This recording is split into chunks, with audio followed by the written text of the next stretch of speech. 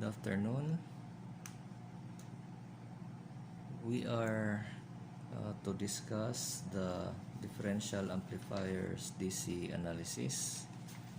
So just to recall, as of last time, you used AC analysis to derive equations for the gain, and you have observed that for differential amplifiers we will have different gain equations depending on the configuration, depending if we have two inputs, depending also if we have two or one output. So it can be that one input, two outputs, one input, two outputs. It can be that two inputs, one output. It can be that two inputs, one output. And it can be also two inputs, two outputs. Now, DC analysis is also important because, of course, in the AC analysis, we will know how much our input signal will grow. So meaning if we have a 5 millivolt signal here, will it grow to 30 millivolts if it's here already? Will it grow to 100 millivolts if it's here already? Now, the DC analysis will show us as to where this grown signal will be placed. So for us to easier understand what I'm trying to say, so with AC analysis, we have an input signal, say a peak of 5 millivolt and 5 millivolts. With the gain that we have calculated, it can grow to something bigger. So I was saying it can grow maybe to 30 millivolts for each peak. Now, but this is the zero line.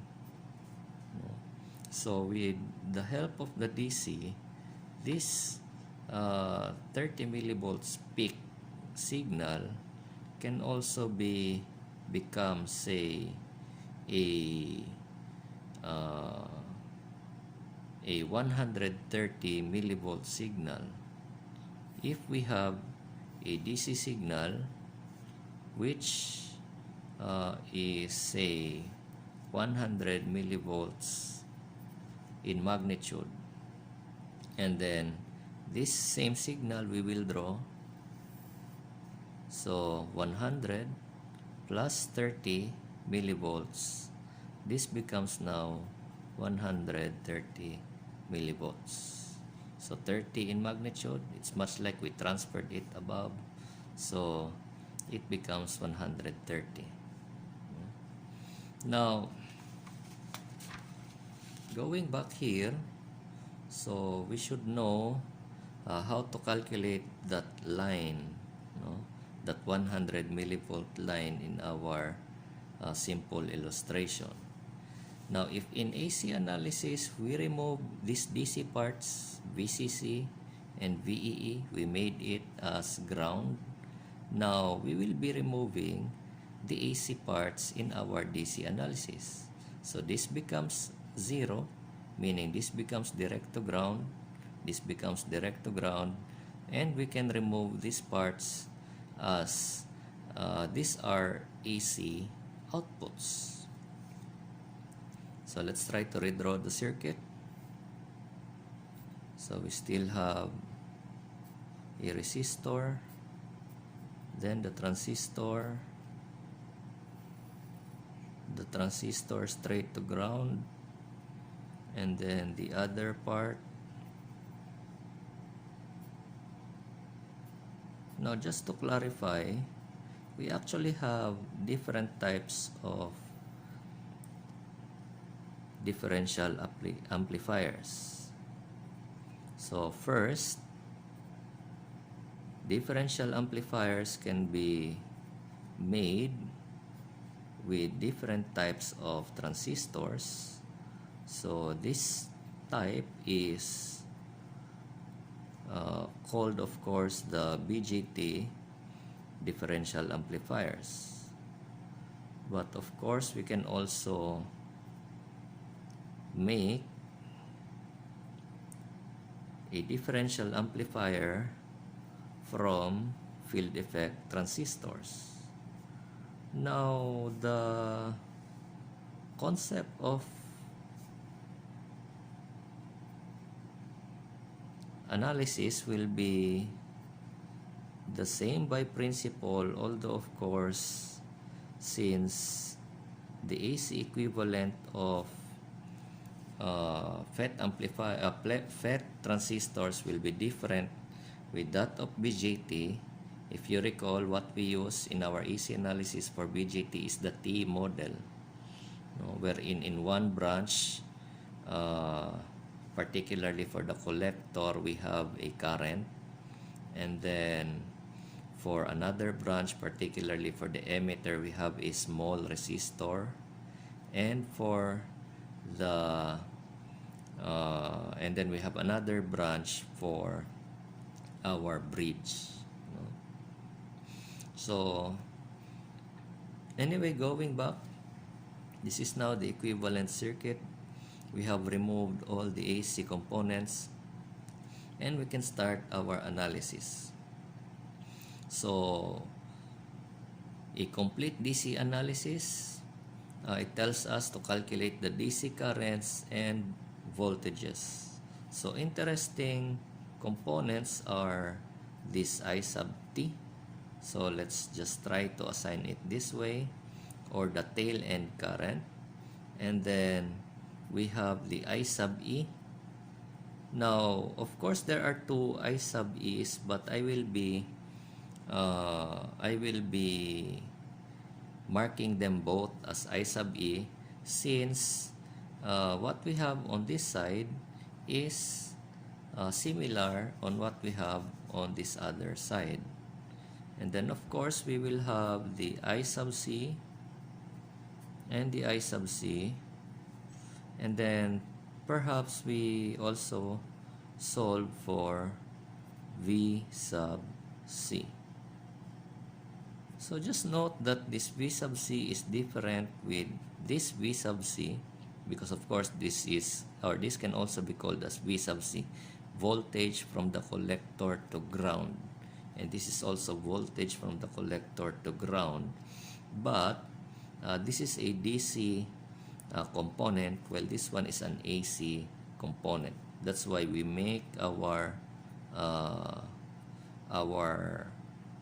symbol, an uppercase symbol, a large letter, while this one is a lowercase symbol.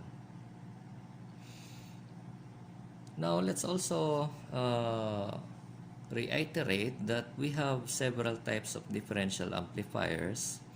One I said is we can make another amplifier by using another type of transistor.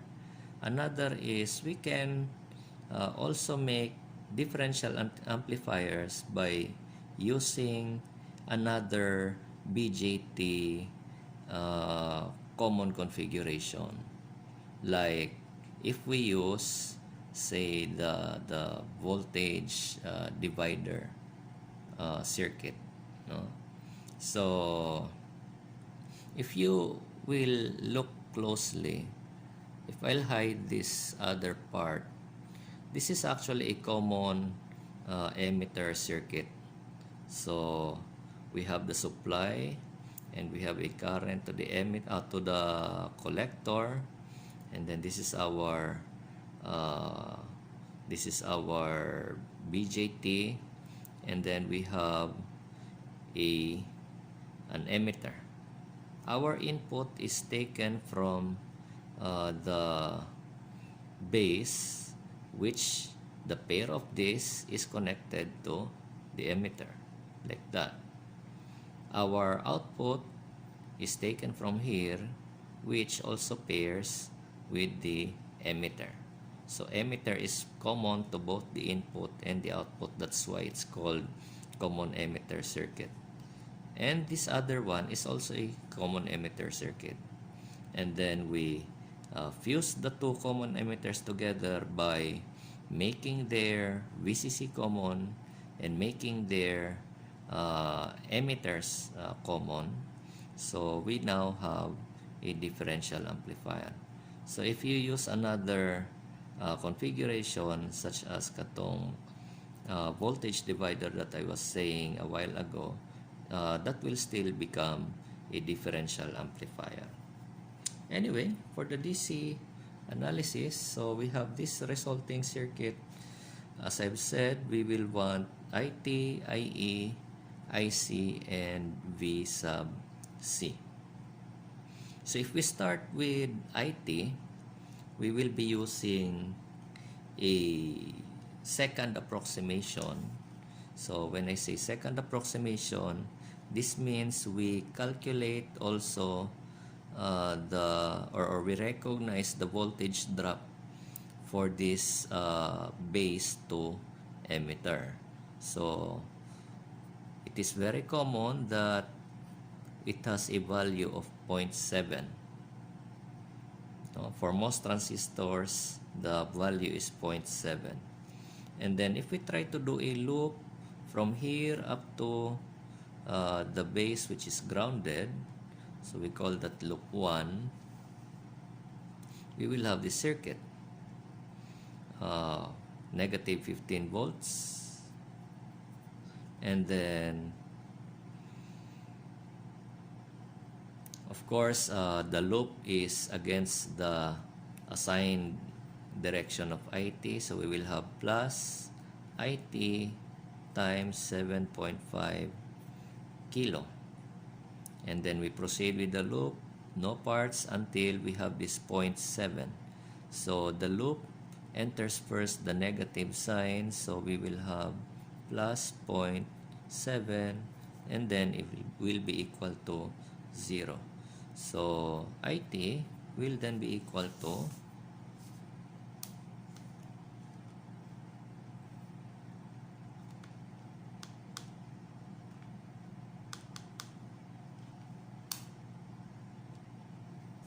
we will have 1.91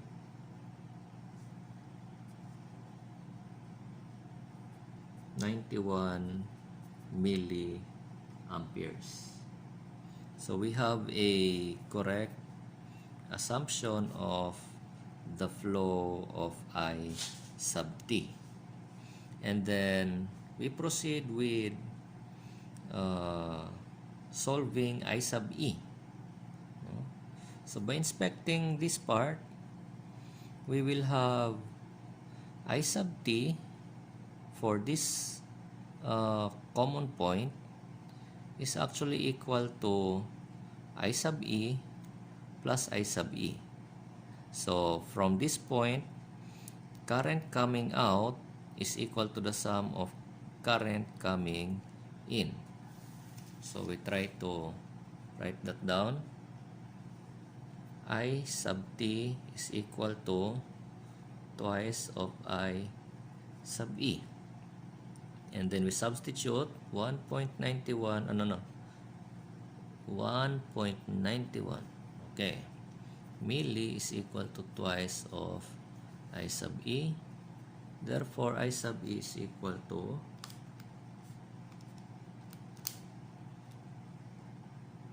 we have 0.95 milliamperes.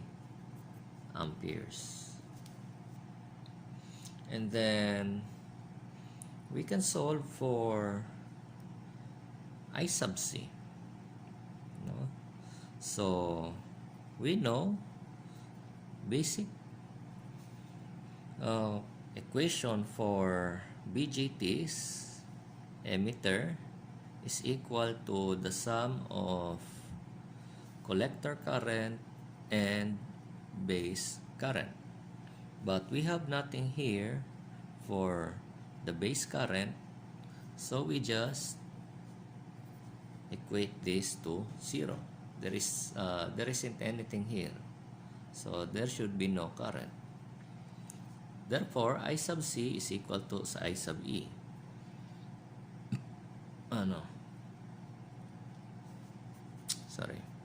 I sub C is equal to I sub E, which is equal to 0.95 milliamperes. And then, of course, we have the collector voltage. So if we do a loop from VCC up to the collector voltage, and we call that as loop 2. So try to check this one from here up to here. So that would be our loop 2. So we will have VCC, which is 15, and then minus I sub C times R sub E. I sub C is 0.95 milli, while R sub C is 5 kilo. And then minus V sub C will be equal to 0. So we proceed with simplifying. So 15.95 times 5. We will have 10.25 volts. So of course, keep in mind that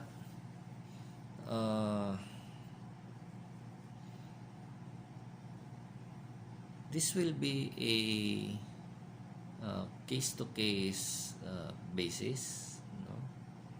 Although we classified these differential amplifiers according to how many inputs plus how many outputs were combined, it will be very good if you practice analyzing the circuit, and not remembering any of these formulas that we arrived into.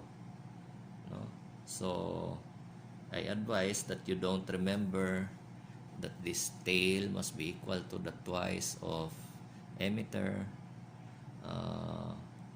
that this I sub E is equal to I sub C, and so forth.